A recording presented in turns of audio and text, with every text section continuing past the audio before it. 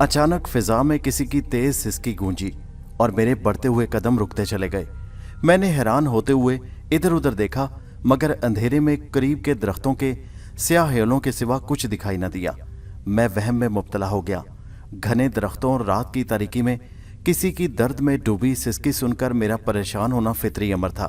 मैंने साफ महसूस किया कि वो सिसकी किसी औरत या नौजवान लड़की की थी, और मेरे अंदाजे के मुताबिक वो उस जगह से ज़्यादा 3-4 कदम के फासले पर मौजूद थी, मगर तारीकी की वजह से वो नज़र नहीं आ रही थी।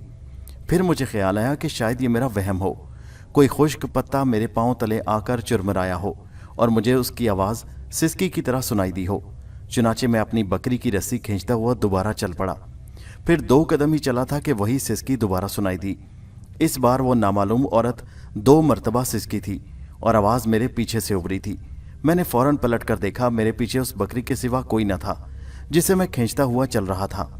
इस बार भी सिसकने वाली औरत को ना पाकर हैरत के साथ साथ एक नामालूम सा खौफ मेरे जहन पर तारी हो गया और मेरा दिल तेजी से धड़कने लगा। ये सोचकर मेरे रोंगटे खड़े हो गए कि आधी रात को इस तारीक जंगल में सिसकियां भरने वाली यकीनन कोई गैबी मखलूक हो सकती है, मसलन कोई जिन भूत या कोई बदरू का ख्याल आते ही खौफ से मेरा सर्दी से ठिठरा हुआ जिस्म पसीना उगलने लगा। मैं पछताने लगा कि मैंने तवालत से बचने के लिए जंगल का शॉर्टकट रास्ता क्यों इख्तियार किया, लेकिन सीधे रास्ते को छोड़कर इस तरफ आना मेरी मजबूरी थी, और मजबूरी ये थी कि मैं उस बकरी को दूसरों की निगाहों से बचाकर घर ले जाना चाहता था, ताकि अगले रोज़ जब काम पर जाऊं तो बकरी को बकरा मंडी ले जाकर फरोख्त कर दूं और पैसे कमाऊं। बकरा मंडी में सब लोग यही समझते कि मैं अपने घर से बेचने के लिए बकरी लाया हूं या गांव के किसी आदमी ने बेचने के लिए बकरी मेरे हवाले की है।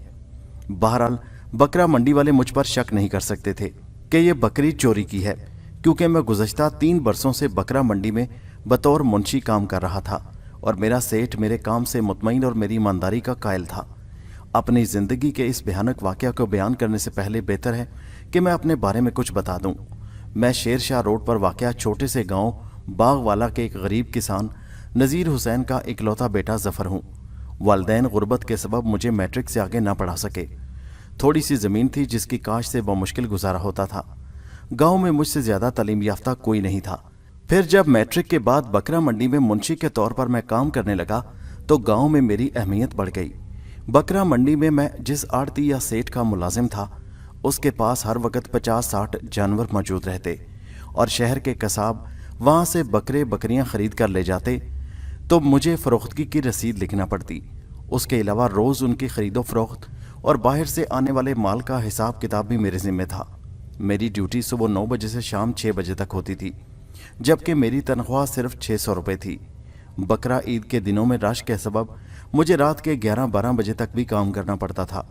उस ज़माने में हमारे गांव के करीब यूनिवर्सिटी की तामीर शुरू होने वाली थी और वहाँ छोटा सा जंगल था जहाँ आज यूनिवर्सिटी की सड़कें और इमारतें हैं। यूनिवर्सिटी से आगे 100-200 कदम के फासले पर मेन रोड से कच्चा रास्ता हमारे गांव तक जाता था, जो वहाँ से तकरीबन 1 मील के फासले पर था। शहर को जाने वाली मुसाफिर बसों के सिवा उधर से कोई गाड़ी नहीं गुजरती थी। लारियां भी सिर्फ 8 बजे तक चलती थी। बकर ईद में सिर्फ 2 दिन रह गए थे और मैं गुज़श्ता 10 रोज से रात के 10 बजे घर लौट रहा था। गिलगिश्त कॉलोनी से आगे चुंगी नंबर 6 तक मुझे रिक्शा तांगा मिल जाता था, मगर उससे आगे मुझे पैदल ही जाना पड़ता था।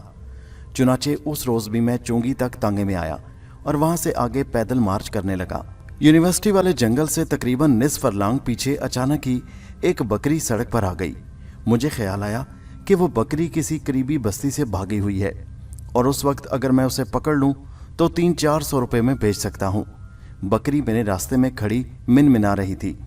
उसके गले में 10-12 फुट लंबी रस्सी बंधी हुई थी। मैंने आसपास देखा और करीब किसी शख्स को ना पाकर बकरी की रस्सी पकड़ ली। बकरी बहुत शरीफ साबित हुई। उसने भागने की कोशिश न की और मैं उसे खींचता हुआ जंगल के करीब पहुंचा तो एकदम मेरे दिल में ख्याल आया कि सीधे रास्ते से बकरी को घर ले जाना मुनासिब नहीं होगा। हो सकता है कि कोई देखकर पहचान ले कि वो बकरी किसकी है। चुनाचे मैं बकरी को खींचता हुआ जंगल में दाखिल हो गया, जिसकी दूसरी जानिब हमारा गांव था, और अब मैं उसी जंगल के दरमियान में खड़ा खौफजदा निगाहों से अंधेरे में सिसकने वाली औरत को देखने की कोशिश करता हुआ सोच रहा था कि आधी रात के वक्त जंगल में किसी औरत का क्या काम। यकीनन वो कोई बदरू हो सकती है। चंद लम्हों बाद मैंने अपने पसीने से तर जिस्म को संभाला और लरजते कदमों से आगे बढ़ा ही था कि अचानक मेरे पीछे से एक आवाज बुलंद हुई, ठहर जाओ जफर, मैं थक गई हूं। ये सुनकर मैं बेसाख्ता उछल पड़ा। वो निस्वानी आवाज यकीनन सिसकने वाली औरत की थी और वो मेरा नाम भी जानती थी। मैंने रुकते हुए पलट कर पीछे देखा और खौफ की तेज लहर मेरे बदन में दौड़ गई, क्योंकि मेरे पीछे बकरी के सिवा कोई भी नहीं था। अगर वो होती तो मैं इतना भी अंधा नहीं था कि चंद मिनट तक किसी चीज को ना देख पाता, मगर वहां वो औरत होती तो नजर आती ना। यकीनन वो कोई गैबी मखलूक थी जो इतना करीब से बोलने के बावजूद मेरी निगाहों से ओझल थी। मैं दहशत ज़दा साकित खड़ा था। बकरी की रस्सी मेरे हाथ में थी और मैं खौफ से कांपता हुआ आसपास औरत को तलाश करने की कोशिश कर रहा था जिसने मुझे रुकने को कहा था। दफातन मेरी नज़र बकरी के चेहरे पर पड़ी और मेरे जहन को शदीद झटका लगा। बकरी की आंखें अंधेरे में किसी बिलोर की मानंद चमक रही थीं। वो चमकती आंखें बेहद खूनखार दिखाई दे रही थीं। आज से पहले मैंने इतनी खौफनाक आंखें किसी की नहीं देखी थी। मुझे यूं लगा जैसे कोई खूनखार डायन मुझे घूर रही हो। खौफ की शिद्दत से मेरा जिस्म लरजने लगा और मेरे कांपते हाथों से रस्सी का सिरा छूट गया। मैं घबराहट के आलम में रस्सी उठाने के लिए झुका, मगर तारीकी में ज़मीन पर रस्सी दिखाई न दी। मैंने इधर उधर हाथ मारा, लेकिन रस्सी हाथ ना आई। मैंने परेशान होकर बकरी की तरफ देखा और बौखला गया। बकरी अपनी खूनखार आंखों समेत अपनी जगह से गायब थी। मैं बकरी की तलाश में इधर उधर देखने लगा। जो ही मैंने बाएं जानिब देखा, हैरत से उछल पड़ा। मुझसे 3-4 गज के फासले पर किसी औरत की परछाई दिखाई दे रही थी। उसके बदन पर सफेद रंग का लिबास था और आंखें अंधेरे में भी चमक रही थी। ओह, तुम कौन हो? मैं खौफ से गिग्या कर हकला कर बोला। घबराओ मत जफर, वो कदम बढ़ाकर मेरे करीब आती हुई बोली। उसकी आवाज़ बेहद मीठी थी। मैं लाली हूँ। वो करीब आकर रुकी तो मैंने खौफजदा निगाहों से उसका जायजा लिया। वो 18-19 बरस की नौजवान दोशीज़ा थी। उसके नक्शो निगार उसे बेहद खूबसूरत जाहिर कर रहे थे। उसने अपना नाम लाली बताया और ये नाम मेरे लिए बिल्कुल अजनबी था। मेरे गांव में इस नाम की कोई भी लड़की नहीं थी, लेकिन उसने अपना नाम मुझे जिस अंदाज में बताया था जैसे उसे मैं जानता हूँ। उसके अलावा मेरे लिए भी ये शदीद हैरत की बात थी कि वो मेरा नाम जानती थी। उस जमाने में यूनिवर्सिटी की जगह जंगल था और गांव बागवाला के देहाती दिन के औकात में उसी जंगल से गुजरकर पक्की सड़क पर या गांव आते जाते थे, क्योंकि उस तरफ से गांव सड़क के करीब पड़ता था। अलबत्ता शाम के बाद अंधेरे की वजह से लोग जंगल के बजाय कच्ची सड़क ही से आते जाते, क्योंकि चांद सितारों की रोशनी के सबब उन्हें रास्ता देखने में आसानी रहती थी। उस जंगल में कोई खतरनाक जानवर तो नहीं थे, अलबत्ता जहरीले सांप, न्योले और गिरगिट आम थे। चुनाचे मैं भी किसी खतरे या खौफ से आरी जहन के साथ बकरी को लिए जंगल में दाखिल हुआ था, लेकिन उस पुरस्रार लड़की को देखकर मुझ पर खौफ तारी हो गया था। अब यह सवाल मुझे दहला रहा था कि उस नौजवान और खूबसूरत लड़की का आधी रात के वक्त उस उजाड़ बियाबान में क्या काम, जिसने अपना नाम लाली बताया था और वो मेरे नाम से भी वाकिफ थी। तुम मुझे जानती हो? मैंने उसकी बात सुनकर सवाल किया तो खौफ से मेरी आवाज़ कांप रही थी।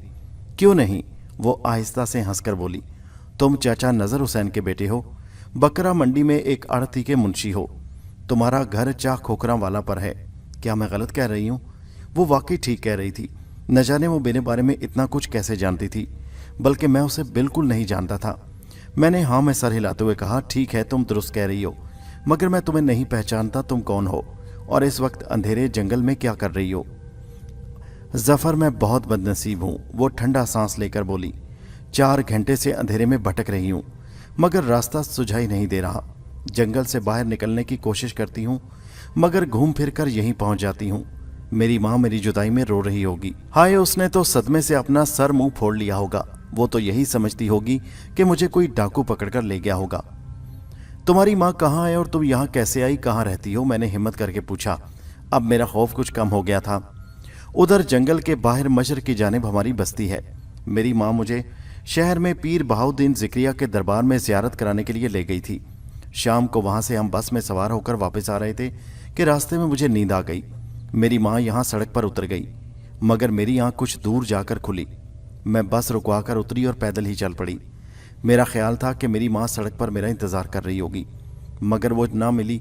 शायद बेख्याली में घर को चली गई होगी। चुनाचे मैं तन्हाई घर जाने के लिए जंगल में दाखिल हो गई, लेकिन यहाँ पहुँचकर मैं डर गई और खौफ से दिमाग ऐसा ख़राब हुआ कि रास्ता भूल गई। इतना कहकर वो पुरस्रार लड़की खामोश हो गई। लाली की बात से मैं समझ गया कि वो जंगल के बाहर मशरकी जानिब गांव के कदीम कब्रिस्तान की दूसरी जानिब वाक़या बस्ती की रहने वाली है। फिर अचानक मुझे बकरी का ख्याल आ गया।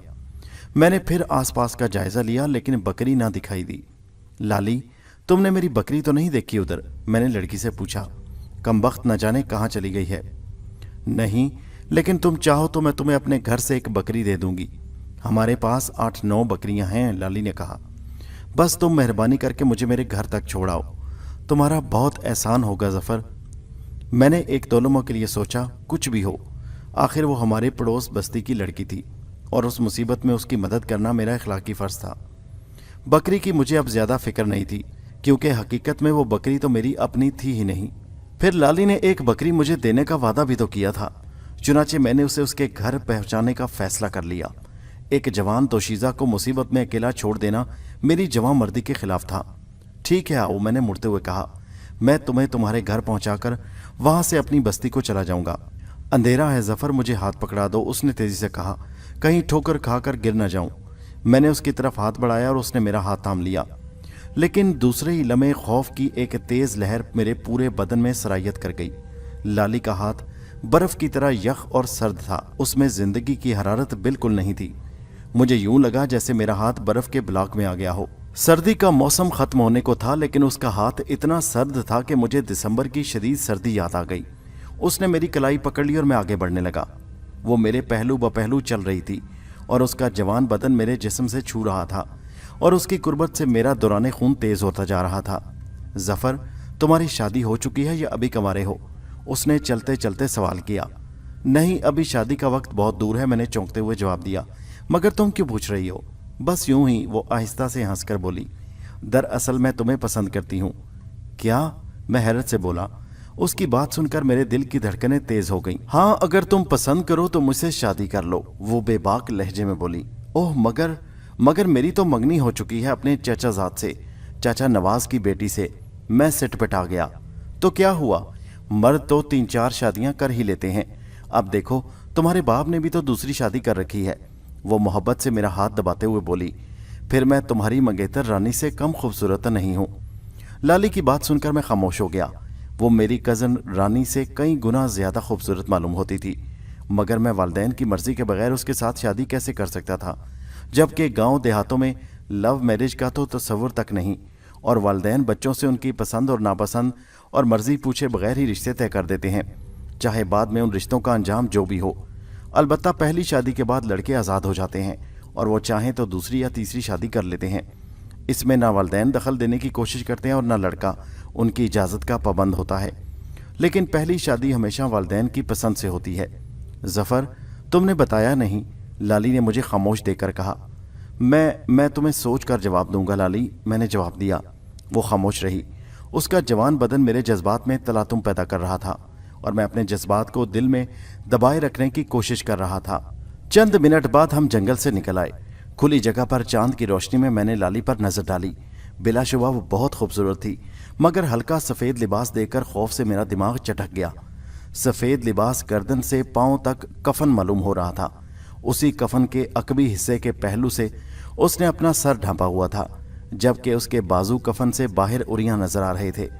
खौफ की शिद्दत से मेरे हाथ पांव फूलने लगे और मेरे जहन में यह सवाल हथौड़े बरसाने लगा कि लाली ने सिले हुए लिबास के बजाय कफन क्यों पहना है। मैं खौफ से कांपता हुआ खेतों की दरमियानी पगडंडी पर चलने लगा। उस रास्ते में कहीं कहीं दरख्तों के झुंड थे। उनसे आगे गांव का पुराना और वसी अरीज कब्रिस्तान था, जिसके अंदर और चारों तरफ घने दरख्तों की कसरत थी। चंद कदम और चलने के बाद मैंने रुकते हुए लाली की तरफ देखा। अब तो तुम अपने घर पहुंच जाओगी, मैं यहां से अपनी बस्ती की तरफ जाता हूं। नहीं प्यारे, उसने इल्तिजाइया लहजे में कहा, जहां इतनी जहमत की है वहां थोड़ी और तकलीफ कर लो और मुझे मेरे घर तक पहुंचा दो। उसका घर कब्रिस्तान की दूसरी जानिब कुछ फासले पर वाक़या था। उसकी दरख्वास्त सुनकर मैं फिर आगे बढ़ने लगा। कब्रिस्तान के करीब पहुंचकर मैंने रास्ता बदलना चाहा कि कब्रिस्तान के बाएं तरफ से गुजर जाऊं, लेकिन लाली ने मुझे फौरन ही टोक दिया। नहीं ज़फ़र, इस तरफ से चलो, उसने कब्रिस्तान की तरफ इशारा करते हुए कहा। लेकिन उधर तो अंधेरा होगा, मैंने रुकते हुए कहा। इस वक्त कब्रिस्तान से गुजरना ठीक नहीं। डरने की ज़रूरत नहीं है ज़फ़र, मैं भी तो तुम्हारे साथ हूँ, तुम कब्रिस्तान की तरफ से ही चलो, उसने इसरार किया। तुम्हें अपने घर ही जाना है ना, इसलिए इधर से जाना ज़रूरी नहीं है। मैंने उसे समझाने की कोशिश की, वो कहने लगी, देखो प्यारे, हो सकता है उधर मेरी माँ रुक कर मेरा इंतजार कर रही हो। वो प्यार से बोली, क्योंकि हम कब्रिस्तान वाला रास्ता ही इख्तियार करते हैं और मेरी माँ जानती है कि अगर मैं तन्हा भी आई तो उधर से ही आऊंगी।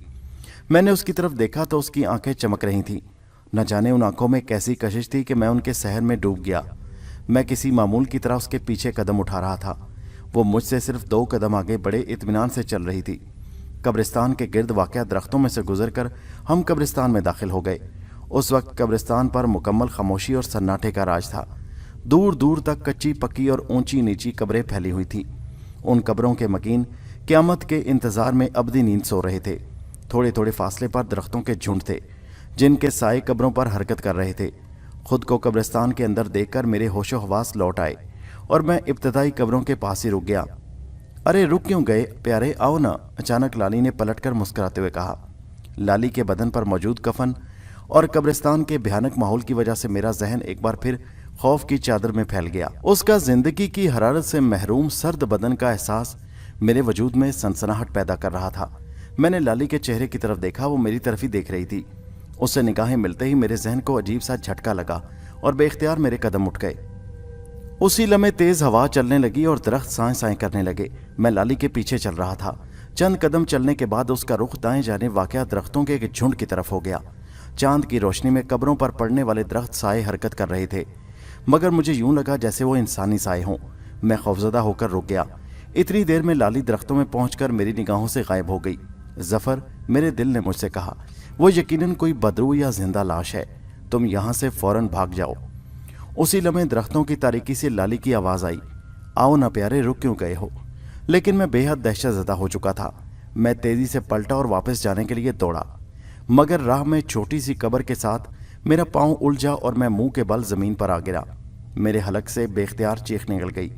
उस चीख के जवाब में मुझे आस पास से हंसने की आवाज़ सुनाई देने लगी और मैं बेसाख्ता उछल पड़ा। मुझे यूं लगा जैसे बहुत सी लड़कियां मेरी हालत पर हंस रही हों। मैंने इधर उधर देखा, मगर वहां कोई लड़की नजर न आई। यकीनन वो बदरूहें थी जिन्हें मैं देखने से महरूम था। खौफ की शिद्दत से मेरा जिस्म खुश्क पत्ते की मानिंद कांप रहा था और मेरे बदन के मसामात बेतहाशा पसीना खारिज कर रहे थे। बदरूहों के हंसने की आवाज़ चंद लम्हों बाद बंद हो गई और वहां पर फिर अबदी सन्नाटा फैल गया। मैंने पलटकर उन दरख्तों की तरफ देखा जिन पर लाली गायब हुई थी, मगर दूसरे ही लम्हे में हैरत से उछल पड़ा। मुझसे 2-3 कदम के फासले पर मेरी गुमशुदा बकरी बैठी जुगाली कर रही थी। शायद वो मुझसे भागने के बाद इधर चली आई थी। मैंने दिल ही दिल में खुदा का शुक्र अदा किया और आगे बढ़कर उसे पकड़ना चाहा, लेकिन बकरी तेजी से उठकर पीछे दरख्तों की तरफ भागी और तारीकी में गायब हो गई। मैंने सोचा कि बकरी को पकड़कर साथ ले जाऊं, चुनाचे मैं उन्हीं दरख्तों की तरफ बढ़ने लगा, मगर खौफ से मेरे कदम डगमगा रहे थे। मैं खौफजदा निगाहों से इधर उधर देखता हुआ उन दरख्तों के साए में पहुंचा तो बकरी एक कब्र के पास खड़ी थी। मुझे उसकी परछाई दिखाई दे रही थी। मैं उसकी तरफ बढ़ा, मगर इस बार बकरी ने भागने की कोशिश न की और इत्मीनान से खड़ी रही। मैं उसके पहले पर निगाहें जमाए आहिस्ता आहिस्ता उसके करीब पहुंचा और फिर एकदम झपट कर उसे गर्दन से पकड़ लिया, लेकिन दूसरे ही लम्हे में बेख्तियार उछल पड़ा। बकरी की गर्दन पर बाल नहीं थे। मुझे यूं महसूस हुआ जैसे मैंने इंसानी गर्दन पर हाथ रखा हो। मैंने गौर से देखा और बुखला कर उसकी गर्दन छोड़ दी, क्योंकि वो बकरी नहीं बल्कि लाली थी। लाली को देखकर मैं एक दफ़ा फिर दहशतज़दा हो गया। मैंने पीछे हटना चाहा, मगर लाली ने फ़ौरन मेरा हाथ अपने नरम और सर्द हाथ में ले लिया। आओ यहाँ बैठते हैं, वो मुझे कब्र के चबूतरे की तरफ खींचती हुई बोली। मगर वो बकरी कहाँ चली गई? मैं खौफ की शिद्दत से हकलाया। वो भी आ जाएगी प्यारे, वो आहिस्ता से हंसी और मुझे अपने पहलू में चबूतरे पर बिठा लिया। मेरा हाथ अभी तक उसके यख बस्ता हाथ में था। नीम तारीकी में उसका सफ़ेद कफन नुमा लिबास देखकर मेरे वजूद पर कपकपी तारी हो गई। मेरा जिस्म बुरी तरह कांप रहा था। तो तुम कौन हो? ये कफन क्यों पहना हुआ है? खौफ से मेरी आवाज़ भी लर्ज रही थी। ये कफन नहीं, मेरा लिबास है प्यारे, और ये मेरे बाप की कब्र है, वो बोली। बाप की कब्र? मैं हकलाया। हाँ, इसमें मेरा बाप अबदी नींद सो रहा है और उसे तुम्हारे बाप नज़र हुसैन ने कत्ल किया था। क्या? हैरत से मेरा मुंह खुल गया। तुम झूठ बोल रही हो। नहीं प्यारे, मैं दुरुस्त कह रही हूँ, मैं उस कत्ल की चशमदीद गवाह हूँ। वो मेरा हाथ दबाती हुई हंसी। ये नामुमकिन है, मैं लरसता हुआ बमुश्किल बोला। मेरा बाप कत्ल नहीं कर सकता, वो तो बहुत सीधा साधा और शरीफ आदमी है। मैं जानती हूँ वो कितना शरीफ है, उसने तंजिया लहजे में कहा। तुम्हारे बाप ही ने मुझे एक कफन पहनने पर मजबूर किया। मगर मैंने कभी नहीं सुना कि मेरे बाप ने। मैं कहना चाहता था। नहीं सुना तो अब सुन लो, मैं तुम्हें बताती हूँ। کہ میں آج کی رات کا برسوں سے انتظار کر رہی تھی، اور میں بکری بن کر تم سے اس لیے ملی کہ تم لالچ میں آ کر مجھے پکڑو گے اور میں تمہیں اس قبر پر لاؤں گی۔ لالی کی بات سن کر دہشت کے مارے میرے رونگٹے کھڑے ہو گئے اور میں خوفزدہ نگاہوں سے اس کی طرف دیکھتا ہوا اپنی جگہ سے پیچھے سرکنے لگا۔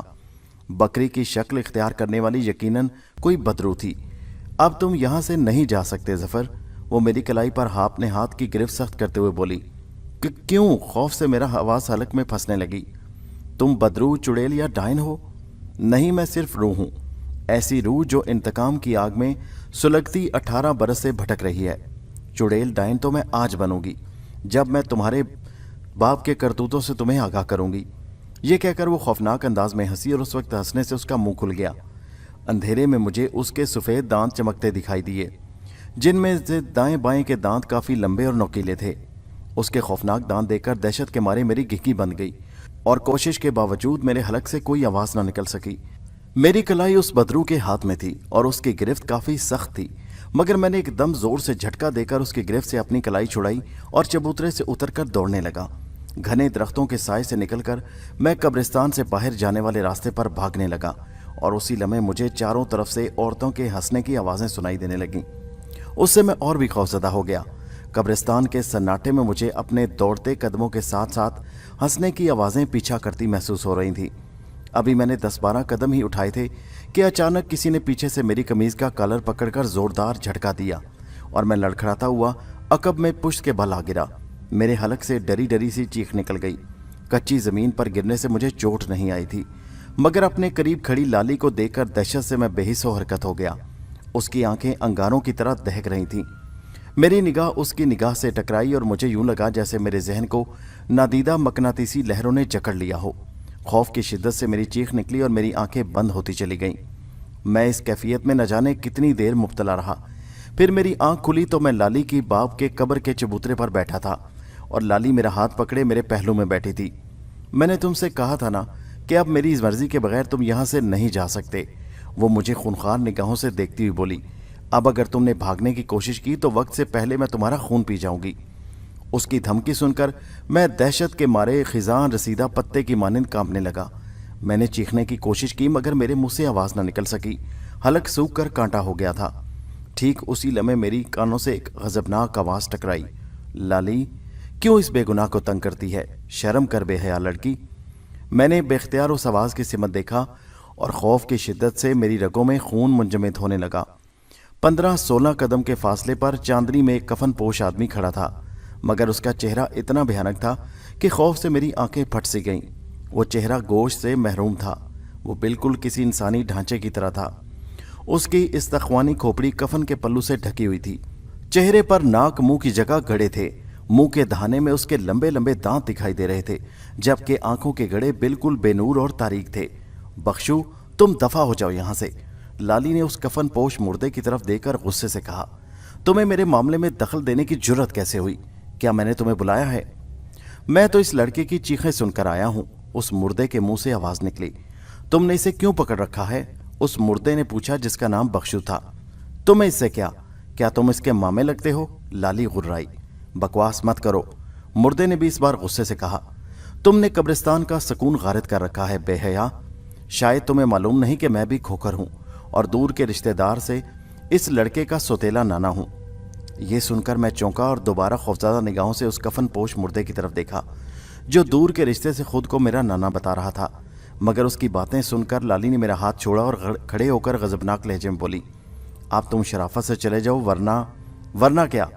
یہ تو میں پہلے ہی جانتا ہوں کہ تم اپنی ماں کی طرح بے حیا اور بد زبان ہو اور میرا لحاظ نہیں کرو گی۔ کفن پوش بخشو کی ہنستی ہوئی آواز سنائی دی، لیکن کم از کم میری موجودگی میں تم اس معصوم لڑکے کو اپنے انتقام کی بھینٹ نہیں چڑھا سکتی۔ تو ٹھیک ہے، پہلے میں تمہارا قصہ ختم کرتی ہوں، لالی نے سرخ آنکھوں سے مردے کو گھورتے ہوئے کہا۔ دوسرے ہی لمحے وہ زمین پر جھک گئی۔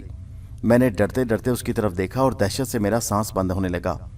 اب وہاں لالی کی بجائے سیاہ رنگ کا ایک بہت بڑا سانپ کلبلا رہا تھا، جو کسی اژدہے کی مانند کم از کم 6 انچ موٹا اور تقریباً 7 فٹ لمبا تھا۔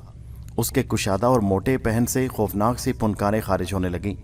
پھر وہ کالا سانپ بن کر تیزی سے اس کفن پوش مردے کی طرف رینگنے لگا جو رشتے میں میرا نانا لگتا تھا اور اس کا نام بخشو تھا۔ बख्शू का मुर्दा अपनी जगह खड़ा था। सांप उसकी तरफ बढ़ रहा था। जो ही सांप उसके करीब पहुंचा, उस मुर्दे ने हरकत की और उल्टे कदमों पीछे हटने लगा। लेकिन स्याह सांप एकदम फिजा में उछला और उड़ता हुआ मुर्दे पर जा पड़ा। दूसरे ही लम्हे वो मुर्दे के गिर्द लिपट गया और मुर्दा खुद को उसकी गिरफ्त से निकालने की कोशिश करने लगा। कफन पोश मुर्दे के गिर्द लिपटा हुआ सांप अपना घेराव तंग कर रहा था। चंद लम्हे बाद ही मुर्दे के हलक से चीखें निकलने लगीं। मैं दहशत ज़दा बैठा उनकी तरफ देखता कांप रहा था और नाक की गिरफ्त मुर्दे के जिस्म पर सख्त होती जा रही थी। चंद ही लम्हे बाद मुर्दे की चीखें बंद हो गई और फिर मैंने सन्नाटे में ऐसी आवाज़ सुनी जैसे हड्डियां कड़कड़ाई हों। यकीनन सांपों के बिलों में जकड़े हुए कफन पोश मुर्दे के ढांचे की हड्डियां टूट गई थीं। मेरे जहन में आया कि मौका से फ़ायदा उठाकर भाग जाऊं। चुनाचे मैं कब्र के चबूतरे से उतरा और मुर्दे की मुखालफ सिमत में तेजी से चल दिया। दरख्तों की दूसरी जाने पहुंचा तो उधर भी दूर तक कब्रें थीं। मैं एकदम दौड़ने लगा। अभी मैं वहां से 25-30 कदम के फासले पर ही पहुंचा था कि अचानक मुझे पीछे किसी घोड़े के दौड़ने की आहटें सुनाई दी। मैंने बेख्तियार पलट कर देखा तो पीछे सफ़ेद रंग का एक घोड़ा दौड़ा चला आ रहा था। मैं रुक गया। मुझे अचानक ख्याल आया कि अगर मैं इस घोड़े पर सवार हो जाऊं तो लाली मुझ तक नहीं पहुंच सकेगी और मैं अपने घर तक पहुंच जाऊंगा। चुनाचे मैं इंतज़ार करने लगा।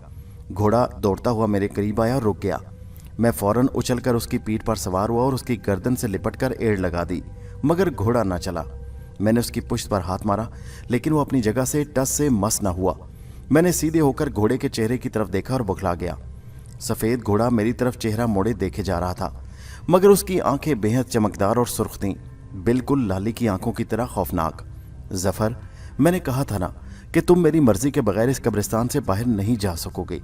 दफतन घोड़े के मुंह से इंसानी आवाज़ खारिज हुई। मैं उसकी आवाज़ सुनकर बेसाख्ता उछल पड़ा। मैंने आवाज़ पहचान ली थी। वो बिलाशुबा लाली की आवाज़ थी। मैंने दहशतज़दा होकर घोड़े से नीचे छलांग लगा दी, मगर ज़मीन पर गिरते ही मेरे हवास मुअत्तल हो गए और मुझे कुछ होश न रहा। जब होश आया तो मैं लाली के बाप की कब्र के चबूतरे पर पड़ा था और कोई गर्म वजूद मेरे बराबर दराज था। जो ही मुझे एहसास हुआ, मैंने तेज़ी से करवट लेकर उस वजूद से दूर होने की कोशिश की, मगर मैं लुढ़क कर चबूतरे से नीचे जा गिरा। मेरे सर में चोट लगी और मेरे मुंह से बेख्तियार चीख निकल गई और दूसरे ही लम्हे मुझ पर बेहोशी तारी हो गई। न जाने कितनी देर बाद होश आया। इस बार मैंने खुद को वहां से चंद गज दूर चांद की रोशनी में ज़मीन पर दराज पाया और इधर उधर देखता हुआ उठ बैठा। मैं 2 कब्रों के दरमियान खाली जगह पर था।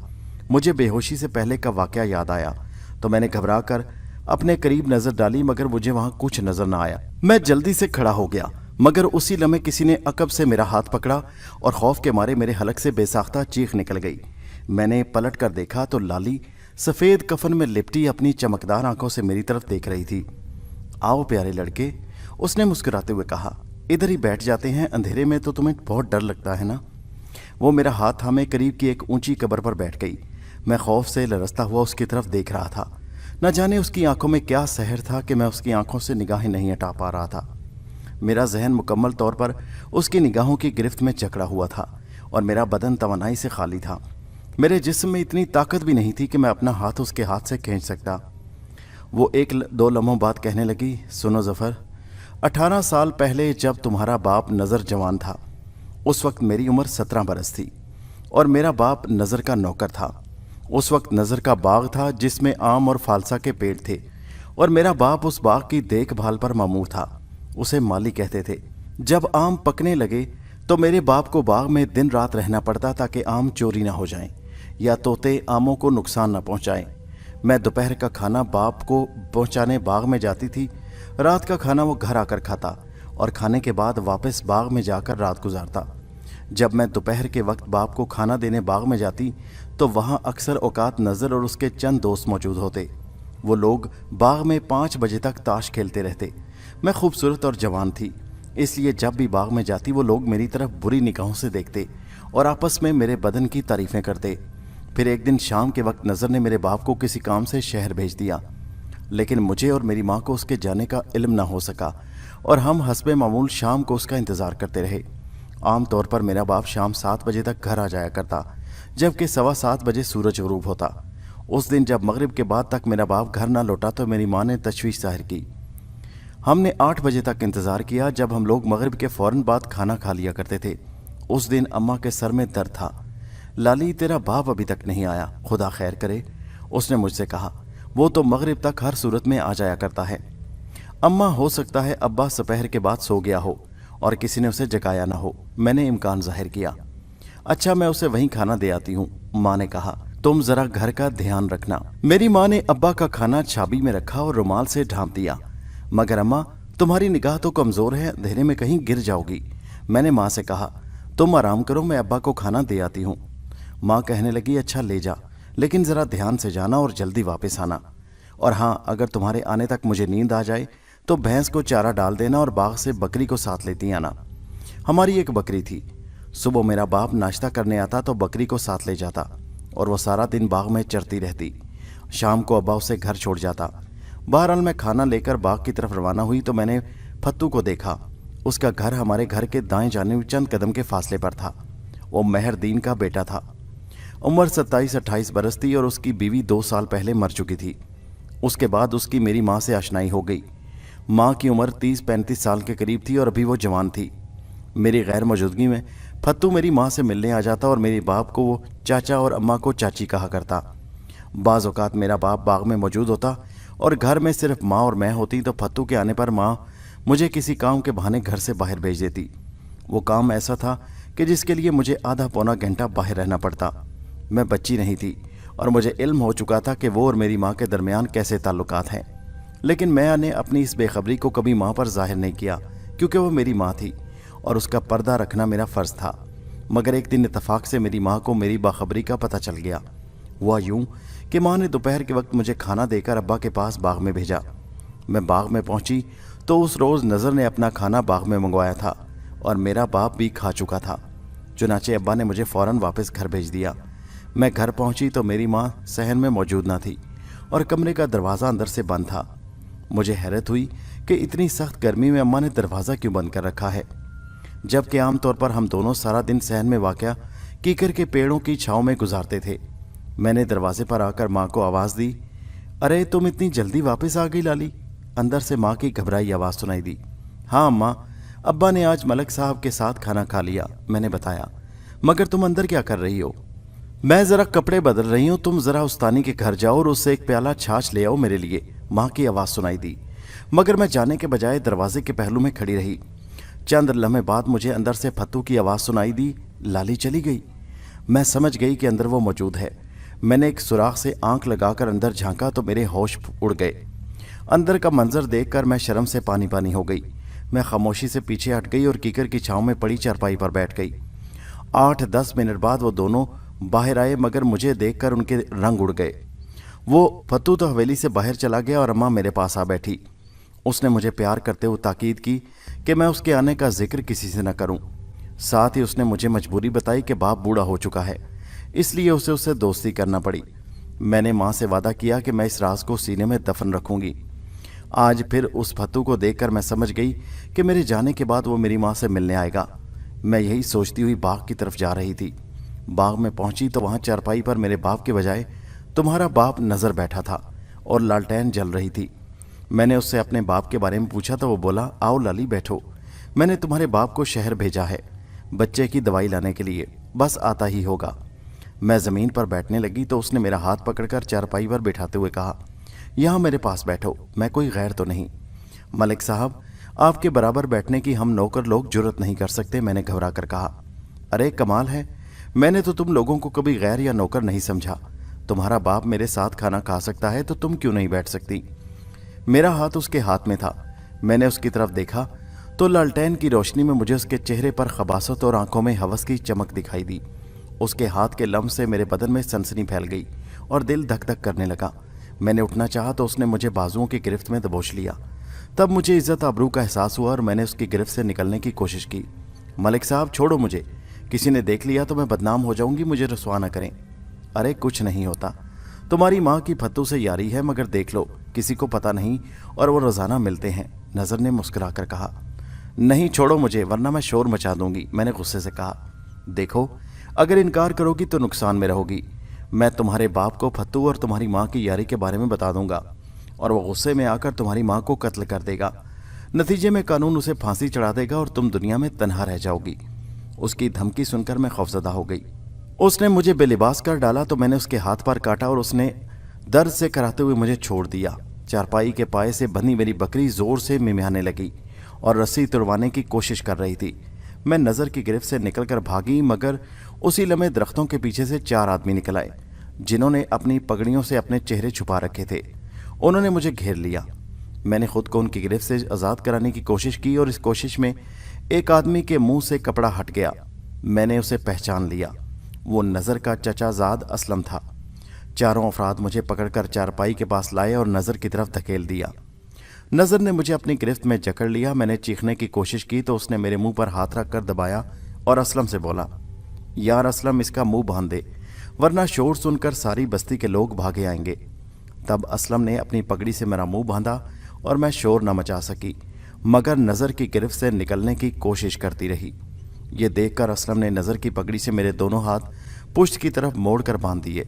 अब मैं जिद्दोजहद करने से माजूर थी। मैं रो रही थी, उनको खुदा रसूल के वास्ते दे रही थी कि मुझे बेआबरू मत करो, मगर शायद उन शैतानों में कोई इंसान नहीं था। वो सब मुझे नज़र की हवस का निशाना बनते देख रहे थे। कोई न था कि मुझे बचाता या मेरी हमदर्दी करता। वो सब इंसानों की शक्ल में इब्लीस के चेले थे। मुझे बेबस करने के बाद नज़र के लिए अब कोई रुकावट न रही, मगर मेरी बकरी बुरी तरह शोर मचा रही थी। नज़र ने असलम से कहा, असलम, इस कमबख्त का गला दबा डालो। उस जालिम ने बकरी के गले में रस्सी का फंदा बनाकर डाला और फंदा सख्त होते ही मेरी बकरी तड़पती हुई मर गई। तब नज़र ने इत्मीनान से मुझे बेआबरू कर डाला। मैं चीखती और तड़पती रही, मगर मेरे मुंह से कोई आवाज़ न निकल सकी क्योंकि मेरा मुंह बंधा था। फिर मैं बेहोश हो गई। उन सब ने मुझे हवस का निशाना बनाया। मुझे होश आया और फिर कई बार बेहोश हुई। उसी लम्हे साइकिल की घंटी बजी और वो सब परेशान हो गए। मैं भी घंटी की आवाज़ पहचान कर समझ गई कि मेरा बाप साइकिल पर आ रहा है।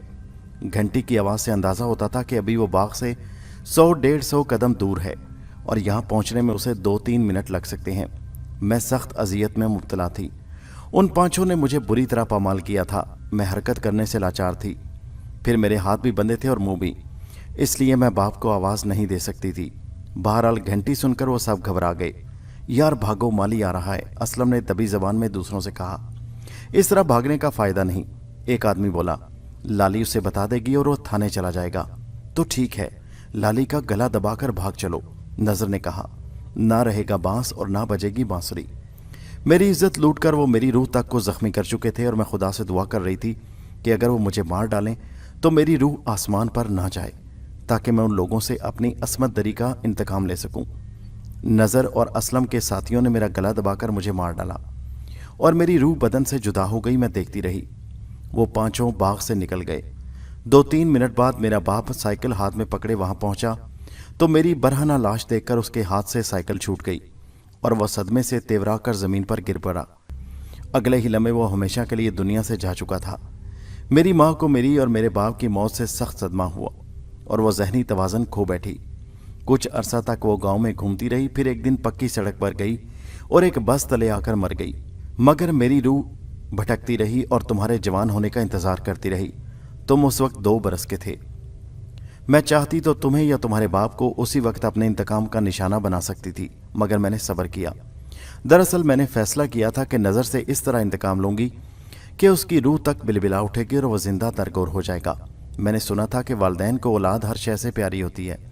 बच्चे के मरने का सदमा आदमी बर्दाश्त कर सकता है, लेकिन जवान बेटे की मौत उसके लिए नाकाबिले बर्दाश्त होती है, और ख़ास तौर पर इस सूरत में कि वो बेटा उसका इकलौता वारिस हो और जिससे आदमी की नस्ल चलती रहे। चुनाचे मैंने भी यही सोचा कि नज़र के कलेजे पर उस वक्त हाथ डालूंगी जब तुम बिल्कुल जवान हो चुके होगे। और आज उसने खामोश होकर मेरी तरफ देखा और दोबारा बोली, आज वो वक्त आ चुका है। आज मंगल है ना? यही वो दिन है जिस रोज़ मेरी इज्जत लूटी गई थी और मुझे कत्ल किया गया, और मेरे कत्ल के सदमे से मेरा बाप मर गया।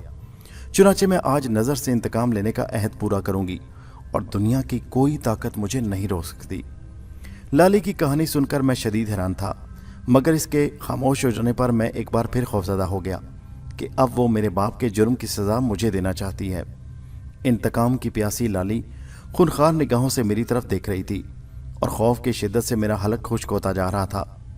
तो तुम क्या करोगी? मेरे हलक से बामुश्किल आवाज़ निकली। मैं? वो हंसी। मैं तुम्हारा खून पीऊँगी। उसका लहजा बेहद दरिंदगी आमेज था। उसके जवाब पर मैंने बौखलाकर उसके चेहरे की तरफ देखा और दहशत से मेरी घिघी बंद गई।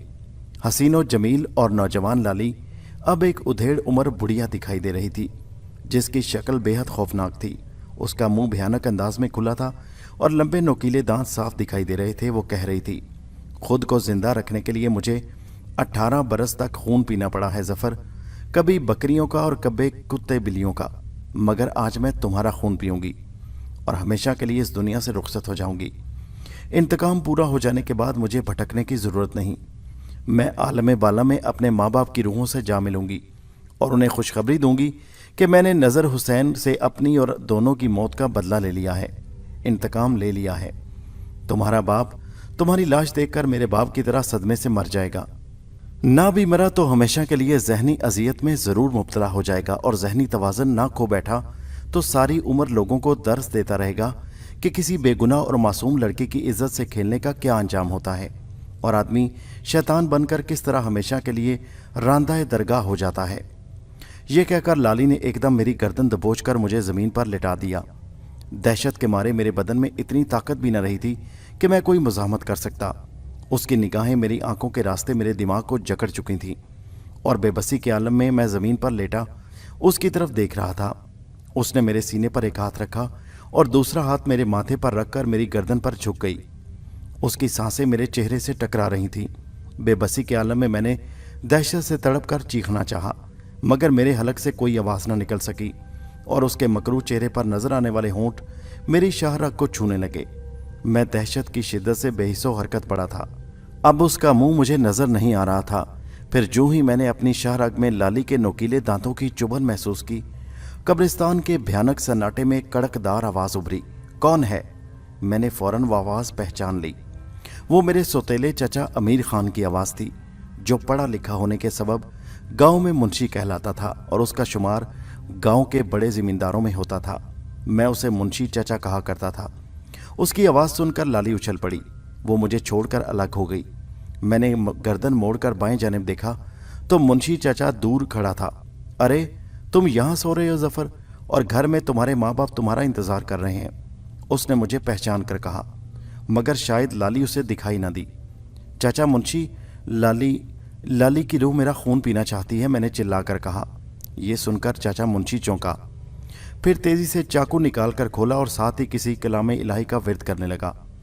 उसने तेज़ी से मेरी तरफ बढ़ते हुए मुझ पर फूंक मारी। मैंने लाली की तरफ देखा, वो 2 कदम पीछे हट गई। चाचा मुंशी ने चाकू पर फूंक मारकर चाकू से मेरे गिर्द हवा में दायरा सा बना दिया। फिर मेरा हाथ पकड़कर उठाया ही था कि लाली ने चीखते हुए चाचा मुंशी के कंधे पर हाथ मारा, लेकिन दूसरे ही लम्हे वो बुरी तरह चीखते हुए पीछे जा गिरी। चाचा उससे बेखबर और बेनियाज मालूम हो रहा था। शायद मेरे सिवा लाली को कोई नहीं देख सकता था। लाली ज़मीन पर पड़ी तड़पती और चीखती रही, मैं मर रही हूँ। मुझे क्या पता था कि मुंशी ने खुद पर दम कर रखा है। मेरा बदन जल रहा है। काश उसकी चीखें लम्हा बलम्हा दम तोड़ती गईं। फिर मैंने देखा कि लाली की जगह एक मुर्दा बकरी की लाश पड़ी थी। तुम इधर क्या करने आए थे? चाचा मुंशी ने मुझ पर एक और फूंक मारते हुए कहा। ये लाली मुझे पकड़ लाई थी। मैंने बकरी की तरफ इशारा किया। ये मेरा खून पीना चाहती थी। चाचा ने पलट कर देखा और हैरत से उछल पड़ा, अरे, ये बकरी कहाँ से आ गई? अभी तो यहाँ नहीं थी।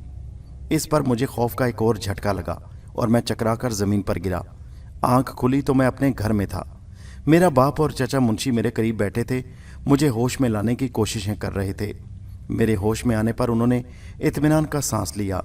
उनसे पता चला कि मुझे 2 दिन बाद होश आया है। उनके पूछने पर मैंने सारा वाक़या सुनाया, जो हरफ बहरफ दुरुस्त था। अलबत्ता चाचा मुंशी समेत किसी को लाली के कातिल का पता न था। मेरे बाप ने एतराफ़ कर लिया कि उससे ये जुर्म सरजद हुआ था।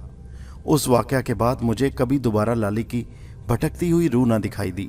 लेकिन मैं आज तक हैरान हूँ कि क्या रूहें भी किसी से इंतकाम ले सकती हैं, और वो भी अपने बदन से जुदा होने के 18 बरस बाद?